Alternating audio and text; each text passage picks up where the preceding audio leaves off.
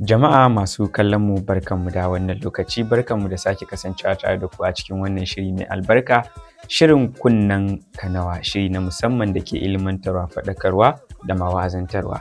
Tare da ni Usaina Abdulkadir dan Hajiya da zan gabatar da shirin tare da abokiyar aikin nawa Maryam Mbaka. Ma sauraro, barkanku da kasancewa da mu a cikin shiri namu na kunnenka nawa. Idan kunnenka biyu ne to ka ƙara da guda ɗaya domin ka sha labari. Kuma Aunty Maryam, Na'am. yau akwai wani wanda muka ƙara kawowa da sai dai mu ce Allah ya kyauta. To fa. Domin abin da ya kasance na Allah ya kyauta ko kuma Allah ya wade daga jin shi kai kasan daga farawa kai kasan cewa abu ne na Allah ya wade. Ƙwarai da gaske. Wato Aunty Maryam wani bawan Allah ne ya saki uwar gidansa. Bayan ya sake ta yana da yarinya 'yar shekara 18 zuwa 19 haka.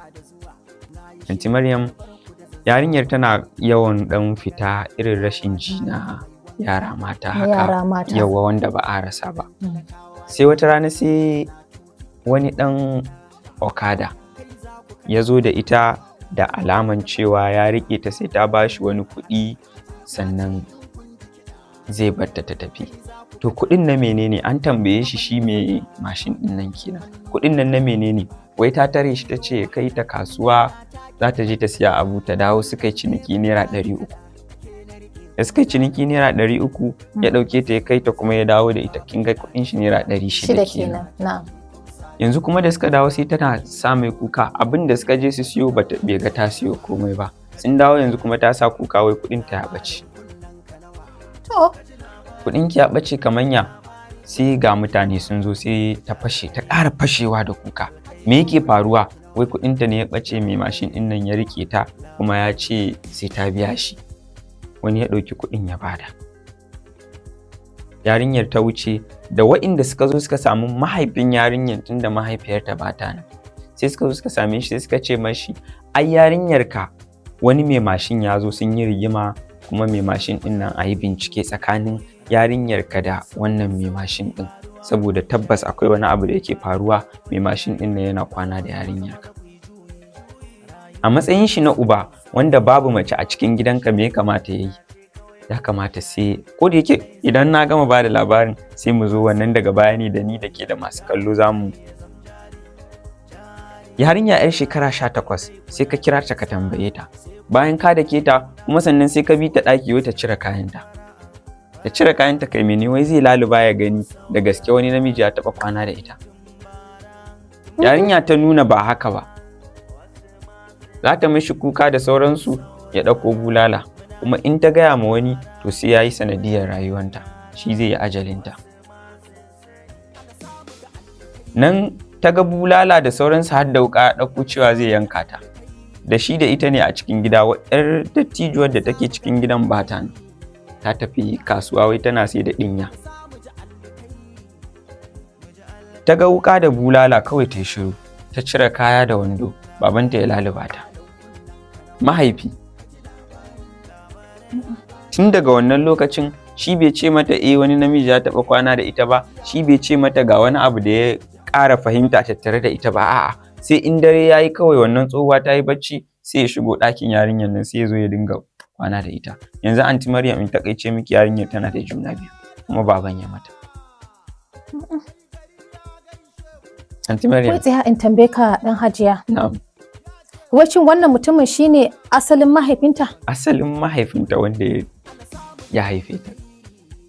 Inna lillahi wa Wa inna inna ilaihi ilaihi raji'un. raji'un. Kaga matsalan rabuwa kenan da iyaye mata. Na'am. Sannan kuma a bar mace ta tsaya tare da mahaifinta. A gaskiya a nan ne ake samun kuskure. Idan mace ko kuma a ce uwa ta rabu da mai gidanta, na farko abin da ya kamata a yi shine kafin ma a yi rabon, a je a nema wadda ya bada ita. Wadda ya tsaya a matsayin mahaifinta, in mahaifinta ne ko kuma a ce wani ne wadda ya tsaya a matsayin mahaifinta. Shi wannan mutumin wato mai gidan shi ma ya nemi wanda ya wakilce shi a ranar aurensa. Idan mahaifinsa ne to, idan ba mahaifinsa ba ka gani a nemo sai a nemi malaman da tare da su aka yi wannan auren saboda a gano to za a yi fa saki idan an yi saki bai kare daga nan ba bayan sakin nan fa akan samu matsalan ƴaƴa to abin da zai biyo baya kenan da kowanne daga cikinsu ita mahaifiyar za ta so a ce 'ya'yan suna hannunta kuma abin nan zai kawo faɗa tsakaninsu shi ma mahaifin zai ce ai 'ya'yansa ne yana so 'ya'yan nan su tsaya da shi to ka gani nan ne wa'annan manyan nan za su yi amfani da iliminsu da hazaƙansu su gyara wannan al'amarin yanzu anti Maryam abin ma guda biyu shine a shekarunta bai kamata ta ɗau ciki ba na farko kenan a ina kai ka kudin dan hajiya na biyu kada ka katse mun zance na'am kai hakuri kaga irin wannan sai a duba yaran da suke gidan a duba a gani na farko to shekarun yaran nan nawa ne dan ba ma mata kaɗai ba har maza ma ana lalata su ana musu fyaɗe to dan Allah dan annabi dan hajiya kai na fa ka bada wannan labarin ka ce ko da mahaifin ya rabu da ita wannan yarinyar ba ta zaune sai da ta je nan ta je can ba ta jin magana to ka gani da alamun cewa to yarinyar ma ta gagara mahaifin saboda mahaifiyar ma ba ta wata ta mishi fada ko ta mata fada ko kuma ta taya shi su kula da yarinyar nan ita mace ta san abin da mace za ta iya yi ɗaya biyu halayen yarinyar ita mahaifiyar za ta iya ganowa domin ita take tare da ita ta kusanci yarta za ta sani kai da kake uba ba ka zaune ba za ka sani ba to ya kamata a ce da wannan abin ya faru a raba 'ya'yan matan su tafi wajen mahaifiyar mazan su tafi wajen mahaifin sai kuma ba wai in sun yi haka ba za a basu suna ganin juna ba sai a ba su daman su ma sai su haɗa kai gabaki ɗaya su kula da 'ya'yan to kai na farko an gaya maka cewa 'yarka ta yi faɗa da ɗan mashin baka nemi ka san abin da ya faru ba ka ce wai ta tuɓe ka duba in ma za ka duba ko da gaske ne ai za ka kai ta gun likita ne gun likita ya kamata ka kai ta likita gashi abin da ya faru dan Allah ina so ka gwada min yarinya na akwai gwajin da likitoci suke yi kuma yawanci ma mata ne ake sa suke wannan gwajin nan sai a gwada a duba ko da gaske ne an mata an santa mace ko ba da gaske ba in ma da gaske ne to kai sai ka san matakin da zaka ɗauka matsayinka na mahaifi ba wai ka ce zaka sake hawanta ba wato kasancewa kila wannan abun nan da kai magana da haje ni ina gani mahaifinta da dadewa yana da niyyar yin wannan abu yana da neman rana ne sai yanzu ya samu rana ya samu dama bayan kuma ya haka amma ce da farko ma baya cikin hayyaci shi to sauran lokutan da yake zuwa yake kwanciya da ita sannan sai ya duba ya gani idan wannan goggo din nan bata gida sai ko kuma da daddare tana bacci sai ya nemi hayyata to wato wannan abin ya riga ya shirya ta ne ya shirya halin to wato an wani abu da nake so maza da samari mu gane anan shine wato da yawan lokuta mazaje ba sa duba illar rabuwa da mata bayan an fara zama akwai wani abu wanda fa ake shi yasa kaman a musulunci a addinance amma yi faɗa akan cewa kada a kusanci zina kar ma ka kusanta sosai to mu bar shi a bangare na zina wannan ka riga ka aura ka san menene shi zinan ka san daɗin shi Haja wannan fafi ya fa wuce zina ya wuce zina bayan zina kuma yar cikinka sannan anti Maryam abin da nake so ki fahimta shine kayi aure na sunna ka fara sanin menene mace mutane su dinga dawo da hankulansu jikinsu idan ba wani karfi kake da shi ba fa a lokacin da ka san wace ce ya mace zai yi wuya ka yi haƙuri ko ita ta yi haƙuri ta dinga danna zuciyanta kamar yadda kai ma ba za ka iya yin haƙurin danna zuciyanka ba bayan da abin da ka saba to kuma ga budurwa an aje maka a gida tunanin me zai zo kanka tunanin abin da zai zo kanka dole ba mai kyau bane sosai jama'a kun dai ji abin da ya faru kuma na tabbata akwai abubuwa da yawa na faɗi akan wannan labari da muka kawo muku a cikin shirin kunnen ka na wannan sati ka rubuta mana tsawon comment ɗinka ko yaya yake za mu karanta domin akwai wanda ku karanta mana a baya na ji daɗin su sosai, kamar wanda ya ce shi inda shi ne matakin da zai ɗauka tabbas sai ya tabbatar wa innan mutane biyun wa'inda suka mummucan yarinyar fyaɗe kuma suka kashe ta, tabbas sai ya tabbatar cewa ya yanke musu al'auransu. Sannan kuma na zo na ga wani comment shi ma wanda na ji daɗin shi, wanda ya ce ba yau aka saba haka a ƙasar mu Najeriya ba, mai laifi ya saba tafiya a duk inda yake so har ya dinga yin alfahari da shi cewa shi mai laifi ne. Kamar yadda mazajen nan suke ta alfahari cewa duk inda mahaifin zai je ya je. Shi ne. Jama'a, shirin kunnen ka nawa yanzu ya fara, kuma za ku ji abubuwa daban-daban, sannan kuma za mu faɗaka mu wa'azantar, domin yanzu haka ƙila akwai wani wanda ya saurari shirin nan kuma uwar gidan shi ba ta gida, kuma an aje mishi yarinya wanda shekarunta ya kai wani namiji ba zai iya kusantanta ba, to ka kiyaye. Ke ma kuma da kike gida kika saki baki ki kiyaye, sannan kuma ki san da wa yarki take yawo ko kuma take zaune, ko da mahaifinta ne bincika, domin kuwa ta wuce matsayinta na budurwa ta fara shiga wani matsayi na a dinga kulawa da ita. Anti Maryam, akwai wani jan hankali kuma da ya rage. Kwarai da gaske, ina ma so kafin na ja hankali bari in baka wani wata karamar labari. Akwai wata mata tana da ya mace, to yar ta balaga, matan mai kuɗi ce sosai, tana da dukiya, tana da arziki, mai gidanta bai da rai. To da yarta ta yi girma sai sun shigo, ba a Najeriya suke zama ba, sai suka zo Najeriya hutu. To gidan da suka kama, da suka dan zauna 'yan kwanaki din nan da za su dan yi kafin mutane su tafi, wadda ake kira service apartment da Laraba suke kira furuj din nan. To ashe asalin mai gidan mahaifin wani yaro ne, kuma shi ma mahaifin yaro su sai aka raba musu gado. To wannan gidan yaron ne, to da ya ganta sai soyayya ya kama, sai ya fara santa, sai zo yana fita da ita. To da mahaifiyar ta ga cewa kai ita yarinyar ma kaman son yar ya ninka nashi, ta ce to da ayi abun kunya gara kawai a sanar da iyaye, a sanar da 'yan uwan miji su zo a sayar da zai. Matan tana zuwa ta ga soyayyar yana karfi, ta ce to ba da ita za abun kunya ba, ta imamanta abun kunya ba, ta mahaifinta abun kunya ba.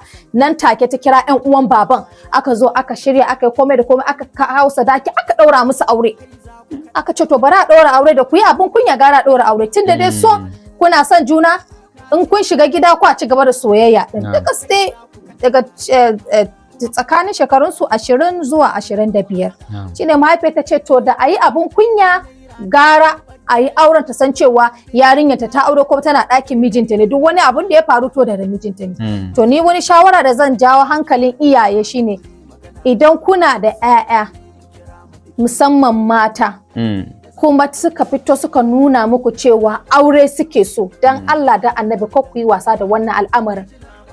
Ku dai rinka duba su har su kai shekarar da Najeriya ta bada dama mace ta balaga shine 18. A wannan 18 din ma in har mace ta nuna cewa tana da wadda take so, kuma an je an karanci halayensa, an duba an gani dai an nemi tarihin gidansa, an ga cewa yana da mutunci da sauransu, kada a ɓata lokaci, domin ɓata lokacin nan ne ɗaja, ka tuna mai magana nan, ɓata lokacin nan jan lokaci shi yake ka haka. Sannan kuma idan mace namiji ya rabu da mace, don Allah wannan ina ma kawo gargaɗi ne ga ma gwamnati da iyaye, idan har akwai mace a gida kuma mahaifi ya rabu da matarsa, matan nan a maida su ga mahaifiyarsu, a maida su ga mahaifiyarsu, musamman in bai da wata mata kuma ba shi da inda zai kai wa'innan yara, inda bai da 'yan uwa mata, amma wai a ɗauke su a kai su gun mazaje. To gaskiya ni bana ba da shawaran haka.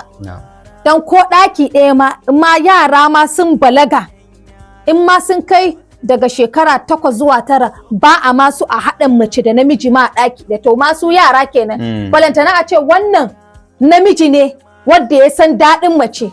Sannan kuma ga budurwa da ake ganin cewa mata budurwa akwai wani irin kirari da ake musu na kirarsu da sauransu. Ai dole sai kaga shedan zai shiga zuciyarsu, shedan zai shiga ra'ayinsa. To Allah dai ya kyauta, ni shawara da zan bada. Masu kallon mu da sauraron mu mun gode sosai da natsuwa da kuka ba mu lokacin ku a cikin shirin mu na kunnen kanawa. na wannan sati mu haɗu a sati na gaba domin jin mu ɗauke da wani sabon shirin. Mu haɗu da ku a daidai wannan lokaci kuma a wannan tashar namu na Daga Zuciya TV. Kar ku manta ku danna mana like, daga bisani kuma ku danna ƙararrawar sanarwa, sannan ku yi subscribe domin hakan ne zai ba mu damar da mun ɗaura muku sabon shiri sai ku gan shi a kan notification ɗinku. Gode, a huta lafiya. Raja, kada ka manta kafin mu yanke. Ka san muna sake maimaita labarin saboda waɗanda suka shigo yanzu su samu damar sani abin da ke faruwa. Wato abin da ya faru shine mahaifi ne ya rabu da uwar gidansa. Da ya rabu da ita akwai yarinyar su wanda take tsakaninsu, wanda take shekara 18-19 dai haka.